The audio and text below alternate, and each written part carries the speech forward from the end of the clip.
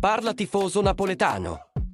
Siamo tornati con novità interessanti sul nostro club, sempre sotto i riflettori. Prima di andare oltre, vorrei chiederti di mostrare il tuo sostegno mettendo mi piace a questo video e iscrivendoti al canale per ricevere tutti gli aggiornamenti del Napoli. Oggi parleremo di una notizia che sta facendo scalpore: il forte interesse del Liverpool per il nostro attaccante Victor Osimhen.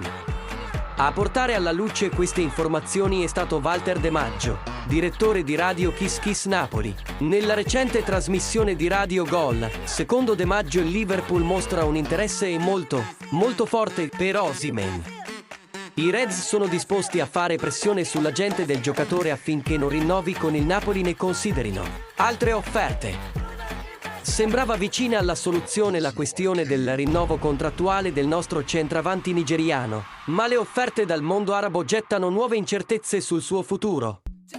Questo è un momento critico per il Napoli perché Osimhen ha dimostrato di essere una parte essenziale della nostra squadra. Ora più che mai abbiamo bisogno del sostegno dei nostri fan per dimostrare l'importanza di mantenere i nostri talenti.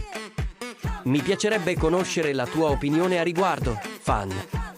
Dobbiamo tenerci a tutti i costi Victor Osimhen oppure considerare proposte e utilizzare risorse per rafforzare altri aspetti della squadra? Lascia i tuoi commenti qui sotto e, naturalmente, non dimenticate di lasciare un mi piace per dimostrarci il vostro sostegno e di iscrivervi al canale per non perdere nessun aggiornamento sul Napoli. Siamo insieme in questo viaggio verso il successo. Forza Napoli sempre!